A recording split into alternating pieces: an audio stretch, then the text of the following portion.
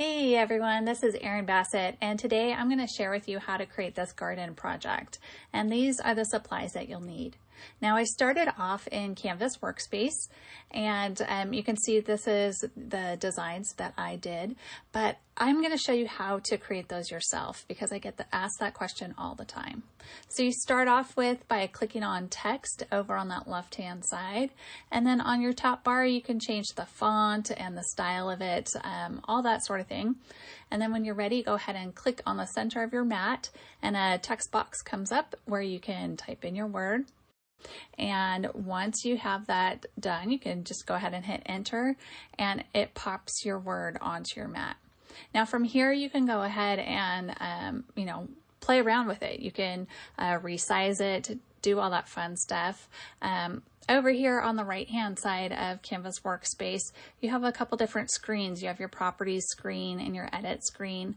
In your edit screen you can change the size and dimensions while either maintaining the aspect ratio or not maintaining it. So lots of things to play with in that. Okay, so once you have your word all set, you can go ahead and select it. And you know, those times when you're working with a lot of vinyl material and you don't want to ruin the rest of it just to cut out this one little word or design, you can click on your word like we just did and then click on a weeding box. And this little box pops up and you can set the specifics of how you want it. And then when you're ready, click OK. And that puts a cutting line around your word or design so that, you know, you don't have to even use your scissors or anything. So it's a really handy feature to have. Okay, so now I'm ready to send this over to my ScanNCut. So I'm going to go up to File and then down to Transfer FCM File via the Internet. And then just wait for it to go through and click OK. So now I can head over to my ScanNCut. Okay, so now I'm over here at my ScanNCut, and now I'm going to retrieve that data that we sent over from ScanNCut Canvas Workspace. So I'll hit Retrieve Data,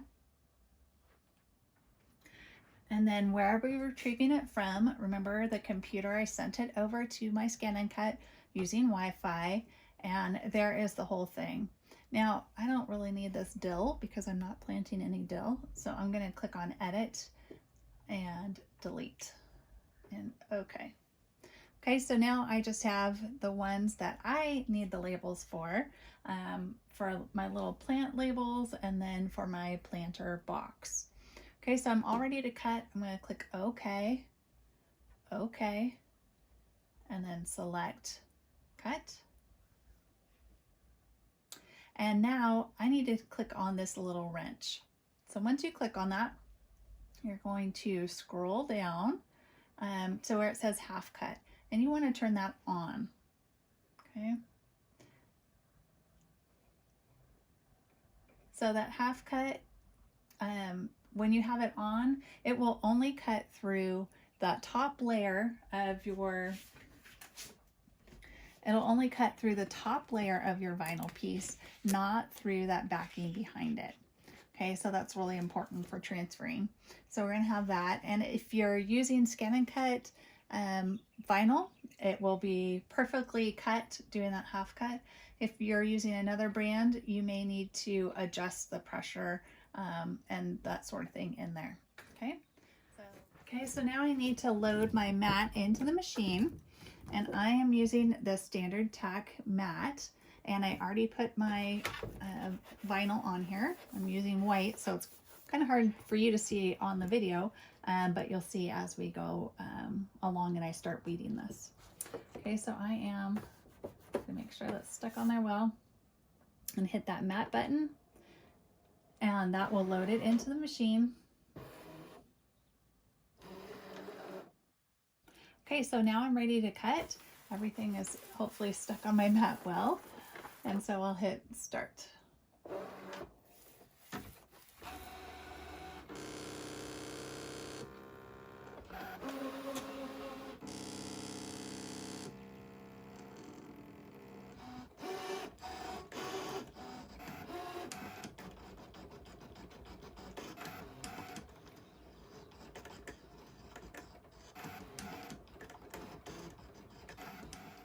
Okay, so I have my vinyl right here, and I'm just going to trim this with scissors so I don't have this big clunky thing to work with.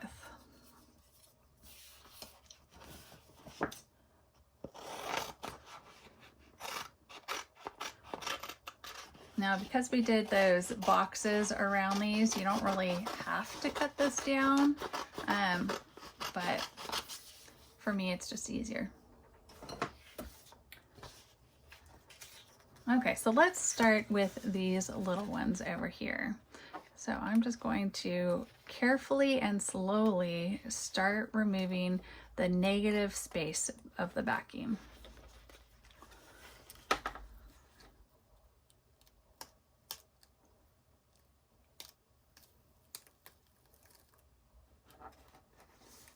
So if you have any parts that stick, you want to make sure they lay back down. There we go. And now all those little inside pieces.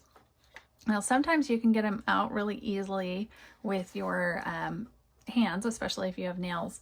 But if you don't have nails, then this little pick tool is really helpful because it lets you get in to those tiny little ones and then be able to remove them that way. This O is probably okay. We just have this little R. Okay, so we have those already. Now I'm going to take off this next one.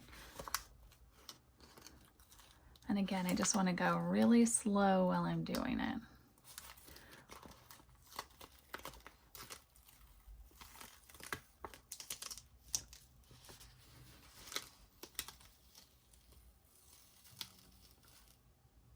Oops, I think I'm missing that little dot over the eye.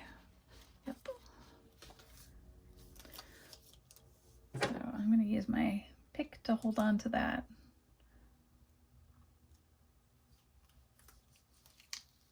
There we go.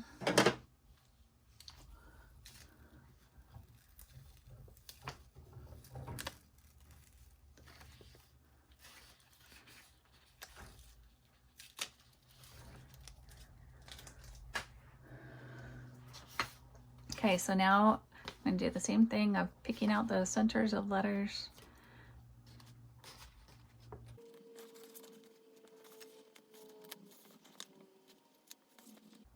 Okay, and I'm going to take this border off.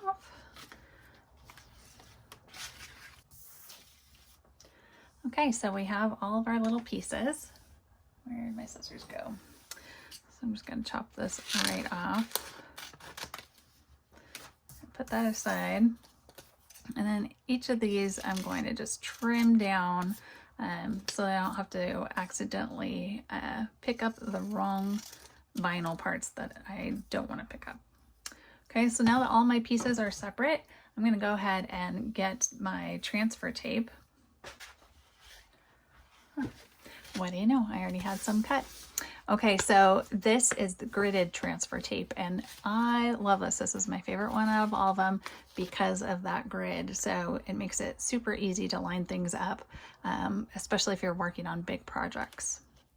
Okay, so I have this little wood box that is perfect for planting little herbs in. Okay, so I'm going to put this design that we just cut out right on the front. And I think, let's see, it'll be about 3 fingers width from the E to the edge and the A to the edge. So I can keep that in mind as I'm lining this up. Now again, this is that graded transfer tape. I'm just going to take off the whole thing since it's not too unwieldy with you know, this size that we're working on. Okay, so first let me try to get this all settled down here. So I'm going to line up the bottom of those letters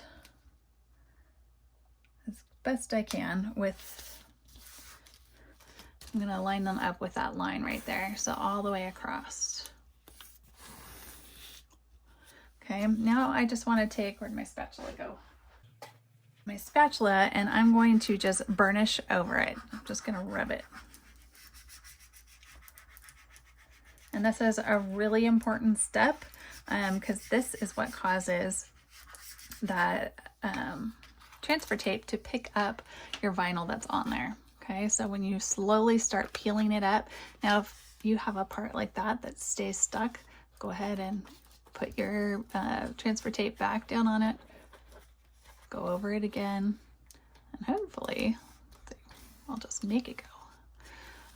It will pick right back up. So usually those times, if it's not sticking very well, I just didn't burnish it well enough.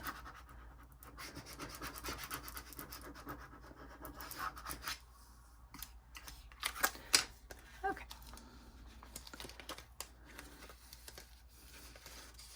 So again, you just want to move really slow on this. That way if something doesn't come up with it, you can fix it. Okay, so there we go. I got the whole shebang. So I'm going to move this down, and now I can just use those lines to be able to tell how far away I am from things. Now, because this is wood, I can lightly lay this down and measure and be able to still move it. Now, if you're using a plastic container, most likely if you let go, that's where it's going to be. So, you know, just keep that in mind, that wood is a little bit more forgiving. Okay, now I think that's pretty good. You could go down a smidge, but that looks level, looks good. Look at it this way. Yep. Okay, so once you have it set, you're going to, again, burnish it on there, and this is what's going to cause it to stick to that wood or plastic or whatever you're putting your vinyl on. So again, you want to take your time with it.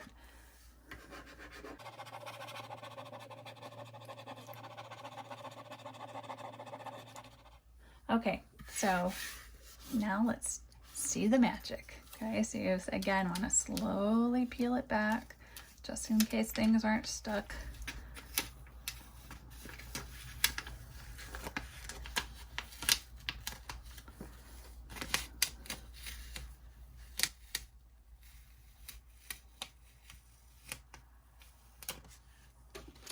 And then what I like to do on pieces like this where it's not something that automatically sticks right away is take that backing piece, put it over it like this, and then just again burnish it on there, and that just really helps it to, you know, make sure it's stuck on there.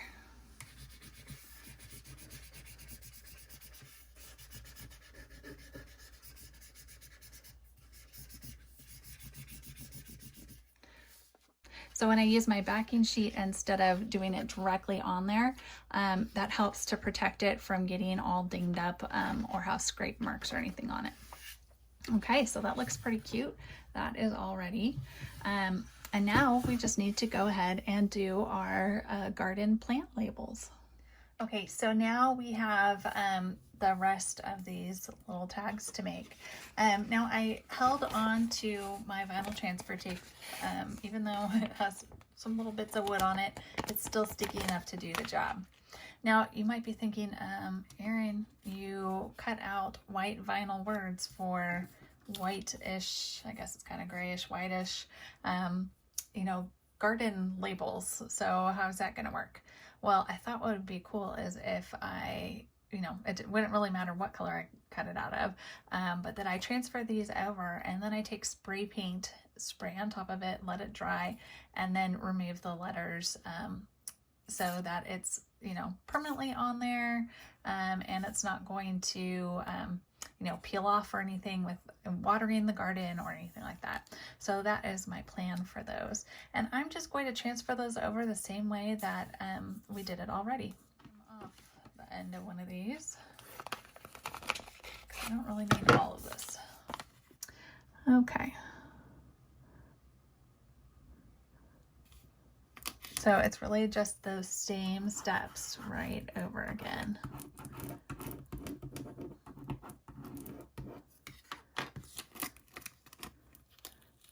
Just want to carefully lift that off. I'm going to pick this up so I can see it a little better. I think that's good.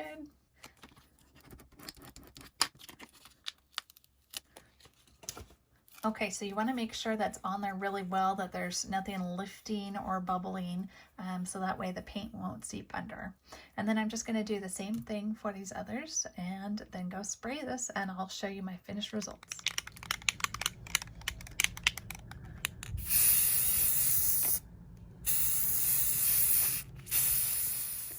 And after painting them, I let them dry and then went ahead and peeled off my stencils.